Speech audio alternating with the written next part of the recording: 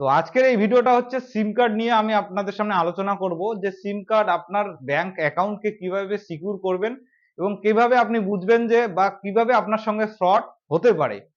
দেখুন, normally fraud তো একদম ইজি স্টেপে ফ্রড করছে, সেগুলো হচ্ছে ওটিপি বা এসএমএস এর মাধ্যমে বা কোনো একটা লিঙ্ক পাঠিয়ে এপিকে ডাউনলোড করিয়ে কিন্তু ফ্রডটা হচ্ছে রিসেন্টলি।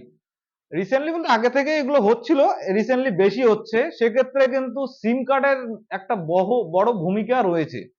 তো সিম কার্ডের বড় ভূমিকা আমি এর জন্য বলবো, দেখবেন অনেক আছে যেগুলো টোটো নিয়ে বা আপনার দোকানের সামনে বা আপনার একটা বাজারে বা একটা মোড়ে একটা ছাতা নিয়ে সিম কার্ড পোর্ট করে বের হচ্ছে।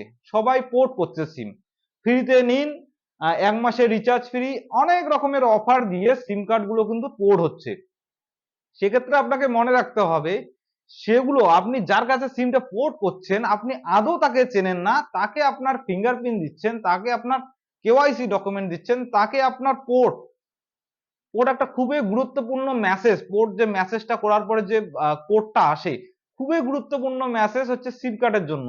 সেই মেসেজটা দিচ্ছেন, সেক্ষেত্রে আপনার নামে যে সিম ওনারা আরো না বানাচ্ছে এর কিন্তু কোনো গ্যারান্টি নেই। সেক্ষেত্রে আপনি এটাও হতে পারে যে আপনি বুঝতেই পারলেন না যে আপনার নামে আরেকটা সিম বের করে সেখান থেকে ফ্রড হচ্ছে, বা ই সিম কার্ড বানিয়ে সেখান থেকে ফ্রড হচ্ছে। সেক্ষেত্রে আপনার করণীয় একটাই থাকবে, যদি আপনার কোনো প্রকারে মনে হয় যে আমি এই কোম্পানিতে আর সিমটা ইউজ করব না, যদিও এখন মানে টেলিকম যে গভর্নমেন্ট থেকে যে একটা রেস্ট্রিকশন লাগিয়ে দিয়েছে, আগে যে সহজ পদ্ধতিতে পোর্ট হতো এখন কিন্তু অত সহজে পোর্ট হবে না, পোর্টের অনেকগুলো বিষয় থাকবে।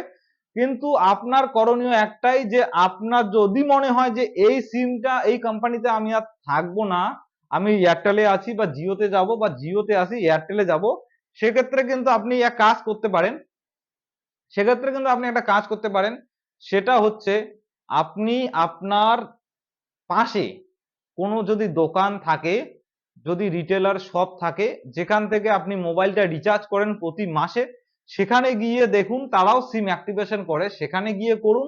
অথবা দেখবেন প্রতিটা কোম্পানির আপনার আশেপাশে কিন্তু আউটলেট থাকে বা রিটেলার স্টোর আছে বা কোম্পানির একটা অফিস রয়েছে। যেমন মনে করেন আপনি যদি ধরেন জিও, দেখবেন আশেপাশে আপনার জিও স্টোর রয়েছে বা এয়ারটেল স্টোর রয়েছে বা ভোডাফোন ভিআই স্টোর রয়েছে।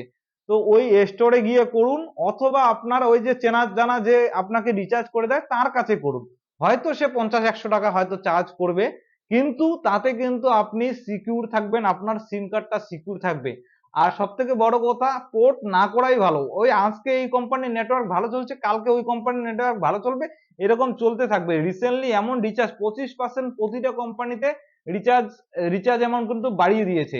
এই এতগুলো সিম আমরা অনেকে আছি, আমার যেমন পার্সোনাল আমার নিজস্ব সিম আছে 4টা সিমে যদি আমি নর্মাল রিচার্জ করি 300 টাকা করে, তাহলে 1200 টাকা রিচার্জ হয়ে যাচ্ছে। সেক্ষেত্রে যত সিম কার্ড কম ইউজ করবেন, আর যত আপনি যে কোম্পানিতে আছে ওই কোম্পানিতে থাকবেন, কাউকে কোনো রকম পার্সোনাল এসএমএস বা কোনো প্রকার ডিটেলস আপনি না দেবেন, ততই আপনি সুরক্ষিত থাকবেন। তো এটাই হচ্ছে বিষয়। আজকের বিষয়টা আমার একটাই কথা ছিল যে আপনারা যেখানে সেখানে গিয়ে সিম কার্ডের ডিটেলস দেবেন না, যেখানে সেখানে গিয়ে ফিঙ্গারপ্রিন্ট লাগাবেন না, আধার ওটিপি শেয়ার করবেন না, কোনো প্রকার ডকুমেন্ট দেবেন না। তাহলে কিন্তু আপনি অনেকটা সিকিউর থাকবেন। আপনি বুঝতেই পারবেন না যে আপনার নামে কোটি কোটি টাকার ট্রানজেকশন হয়ে যাবে, কোটি কোটি টাকার ফ্রড হয়ে যাবে বা লাখ লাখ টাকার ফ্রড হয়ে যাবে। যখন আপনার কাছে নোটিশ আসবে তখন আপনি বুঝতে পারবেন, বা যখন আপনার কাছে আপনার নামে কেস ফাইল হয়ে যাবে তখন আপনি কিন্তু বুঝতে পারবেন। এর জন্য যতটা সতর্ক থাকা ভালো, মানে যতটা সম্ভব সতর্ক থাকা ভালো। আপনারা যত সতর্ক থাকবেন তত আপনার সমস্ত অ্যাকাউন্ট সেফ থাকবে, আপনি সেফ থাকবেন। তো আমরা এখন ডিজিটাল মোডে চলে গেছি, যে আমরা নরমালি কোনো দোকানে কোনো কিছু কিনতে গেলেই মানে ফোন পে বা গুগল পে করে দিচ্ছি। সেক্ষেত্রেও কিন্তু যেহেতু আপনার অ্যাকাউন্টের সঙ্গে লিঙ্ক আছে, সেক্ষেত্রে আপনাকে সতর্কতা থাকতেই হবে। কারণ আপনার অ্যাকাউন্টে আপনার কষ্টের টাকা পড়ে আছে, সেটাকে আপনারই দেখার দায়িত্ব। সেটা কিন্তু ব্যাংক দেখতে যাবে না। ব্যাংকে আপনার ফ্রড হয়ে গেল, ব্যাংকে কমপ্লেন করলেন, যদি সময় মতো সঠিকভাবে কমপ্লেন করলেন তাহলে তো ভালো কথা, হয়তো হয়তো শিওর বলবো না, হয়তো আপনি টাকাটা রিফান্ড পেতে পারেন। আর যদি আপনি মানে ফ্রডে পড়ে যান, তখন দেখবেন ব্যাংকের রেসপন্সিবিলিটি ব্যাংক মানে এড়িয়ে যাওয়ার চেষ্টা করবে। তো এর জন্য নিজে নিজে সতর্ক থাকুন। ব্যাংক কিন্তু আপনার রেসপন্সিবিলিটি নেবে না, আপনার রেসপন্সিবিলিটি আপনাকেই নিতে হবে। আপনার অ্যাকাউন্টকে আপনাকেই সিকিউর রাখতে হবে।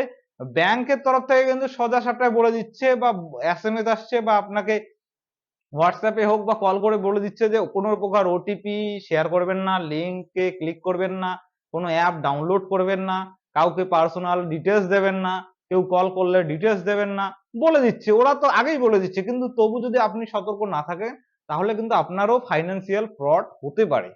তো এই ভিডিওটা বানানোর একটাই উদ্দেশ্য ছিল যে আপনাদেরকে পুরো বিষয়টা সিম কার্ড নিয়ে যে সমস্ত সমস্যা চলছে সেই সমস্ত সমস্যা আপনাদেরকে বলার দরকার ছিল। আর আমিও বুঝলাম যে এই ভিডিওটা যত তাড়াতাড়ি বানানো সম্ভব ভালো।